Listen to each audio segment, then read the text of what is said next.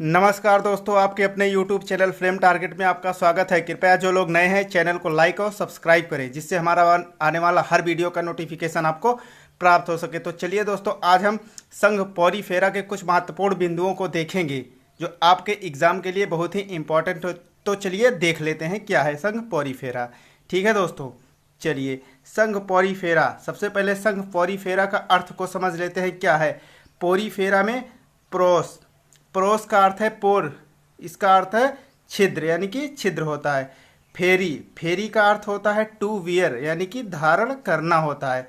यानी कि जो जंतु छिद्र वाले होते हैं या छिद्र धारण करते हैं उनको क्या कहते हैं, छिद्रधारी जंतु कहते हैं। तो पॉरीफेरा शब्द का अर्थ जो होता है वो छिद्रधारी जंतु या फिर छिद्र धारक होता है। क्या होता है, छिद्र धारक होता है। ठीक है दोस्तों, इस संघ में ऐसे जंतु पाए जाते हैं जिनके शरीर पर अनेक छोटे छोटे छिद्र होते हैं। कैसे जंतु होते हैं, इनके शरीर पर जो छोटे छोटे छिद्र होते हैं उस इसलिए उनको क्या कहते हैं, इसलिए इनको जो है अस्पंज भी कहते हैं। ऐसे जंतुओं को क्या कहा जाता है, अस्पंज भी कहा जाता है। ठीक है दोस्तों, चलिए आगे देख लेते हैं। आगे क्या कह रहा है, इसके प्रमुख लक्षण कुछ हैं, इसके कुछ प्रमुख लक्षण हैं, इसको हम आइए जान लेते हैं। पहला पॉइंट कह रहा है इसका, इस संघ के जंतु जलीय होते हैं जो समुद्री पत्थरों, शिलाओं के खोलों, लकड़ी के टुकड़ों आदि पर चिपके हुए पाए जाते हैं। कैसे होते हैं, जलीय होते हैं, समुद्री शिलाओं, लकड़ी के खोलों, टुकड़ों पर आदि पर चिपके हुए पाए जाते हैं। ठीक है दोस्तों, चलिए नेक्स्ट बिंदु देख लेते हैं इसका क्या है।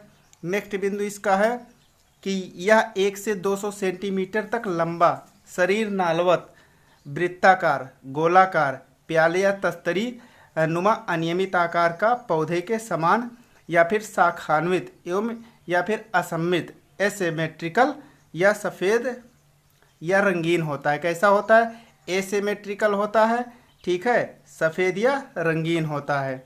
ठीक है, चलिए आगे देख लेते हैं। नेक्स्ट पॉइंट क्या कह रहा है, नेक्स्ट पॉइंट इसका कह रहा है कि इसका शरीर कोशिकीय स्तर, जो कि इसका जो है सेल्यूलर ग्रेड होता है, ये इसमें क्या होता है, कोशिकीय स्तर में इसके ऊतकों का अभाव होता है, यानी कि टिश्यू जो होता है वो नहीं पाया जाता है। ठीक है दोस्तों, अगला बिंदु कह रहा है इसका शारीरिक संगठन बहुकोशिकीय स्तर का होता है। कैसा होता है, इसका जो शारीरिक संगठन होता है वो बहुकोशिकीय यानी मल्टी सेल्यूलर स्तर का होता है। ठीक है, चलिए आगे देख लेते हैं क्या है।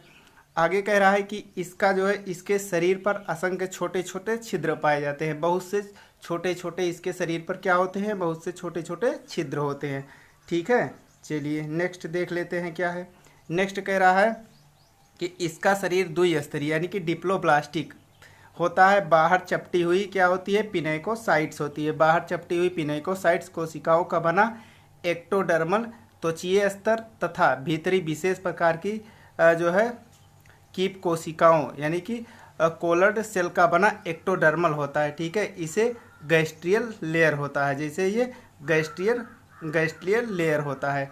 ठीक है, नेक्स्ट पॉइंट देख लेते हैं। नेक्स्ट पॉइंट इसका कह रहा है कि पाचन जो है, पाचन पूरा जो है इंट्रासेल्यूलर और जो है खाद्य धानियों में होता है। पाचन कैसा होता है, अंतःकोशिकीय और खाद्य धानियों में होता है। ठीक है, आगे देख लेते हैं। नेक्स्ट बिंदु इसका क्या कह रहा है, कह रहा है कि इसके शरीर पर बाह्य भाग, इसके शरीर का जो बाह्य भाग होता है वो किसका बना होता है, कंटिकाओं से बना कंकाल का होता है। देह भित्ति में क्या होता है, देह भित्ति में नाल प्रणाली होती है। देह भित्ति इसका नालवत होता है, लेकिन जो है नाल प्रणाली होती है। ठीक है, चलिए नेक्स्ट देख लेते हैं क्या है। नेक्स्ट बिंदु इसमें कह रहा है इसमें पुनरुद्ध भवन की अपार क्षमता होती है। इसमें क्या होता है, पुनरुद्ध भवन की अपार क्षमता होती है। जैसे इसका शरीर होता है दोस्तों कि ये अलग अलग जगहों से कट या टूट जाता है, तो ये पुनः जो है क्या होता है, जुड़ जाता है। ठीक है, इसी को हम लोग पुनरुद्ध भवन कहते हैं। ठीक है, तथा जनन, इसमें क्या होता है, जनन अलैंगिक तथा लैंगिक दोनों ही प्रकार का होता है। जनन कैसा होता है, लैंगिक तथा अलैंगिक प्रकार दोनों का होता है। ठीक है, नेक्स्ट आइए इसके कुछ उदाहरण देख लेते हैं। जैसे साइकान, साइकान क्या होता है, तो साइकान के हम जो है क्लासिफिकेशन को देखेंगे क्या होता है। तो ठीक है, देख लेते हैं। साइकान के क्लासिफिकेशन में इसका जो वर्गीकरण है, किंगडम जो है एनिमलिया होगा, फाइलम पोरीफेरा होगा, क्लास कैलकेरिया होगा, ऑर्डर हेट्रोसीला होगा और जीनस इसका क्या होगा, जीनस साइकॉन होगा, साइकॉन होगा। ठीक है, चलिए आगे देख लेते हैं क्या है। आगे इसके कुछ जनरल कैरेक्टर्स या महत्वपूर्ण बिंदुओं को देख लेते हैं। पहला कह रहा है यह समुद्र में पत्थरों, चट्टानों आदि पर चिपके झुंड या कॉलोनी के रूप में रहते हैं। कैसे रहते हैं? पत्थरों, चट्टानों पर चिपके या झुंड या फिर कॉलोनी के रूप में रहते हैं। इसका शरीर जो होता है, शरीर भूरे रंग का होता है। कैसा होता है इसका शरीर? भूरे रंग का होता है। ठीक है, अगला पॉइंट देख लेते हैं क्या है।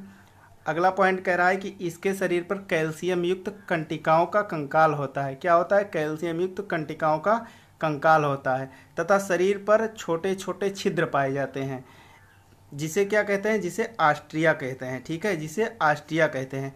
इन्हीं छिद्रों से जल शरीर के अंदर स्पंज में पहुंचता है और फिर ऊपरी सिरे आस्कुलम के द्वारा या क्या होता है?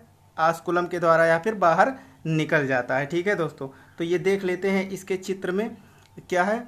इसके चित्र में हम देख लेते हैं कि जो ये ऑस्ट्रिया है, ये जो ऑस्ट्रिया, ये पॉइंट के समान, बिंदु के समान ऑस्ट्रिया दिख रही है। ठीक है, ये यहाँ से जल जो है ग्रहण होता है और ये देख रहे हैं आस्कुलम, ये ऊपर की ओर आस्कुलम होता है। ठीक है, जो ये आस्कुलम ऊपर की होता है तो यहाँ से ऑस्ट्रिया से जो है जल ग्रहण करता है और ये ऑस्कुलम के द्वारा, ये आस्कुलम जो ऊपर दिख रहे हैं, ये आस्कुलम के द्वारा ये जो है उसको बाहर निकाल देते हैं, जल को आस्कुलम के द्वारा बाहर निकाल देते हैं। ठीक है, चलिए नेक्स्ट पॉइंट इसका देख लेते हैं क्या कह रहा है।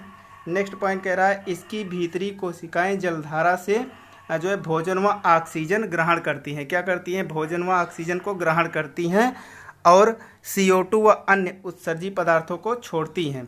इसी तरह इसमें पाचन होता है। इसी तरह इसमें क्या होता है? पाचन होता है और उत्सर्जी पदार्थ बाहर निकल जाते हैं। ठीक है, क्या होते हैं? उत्सर्जी पदार्थ जो होते हैं वो बाहर निकल जाते हैं। ठीक है, तो चलिए दोस्तों आज के लिए इतना ही। फिर नेक्स्ट वीडियो में हम फिर मिलेंगे। वीडियो पसंद आई हो तो लाइक और सब्सक्राइब करें। नमस्कार।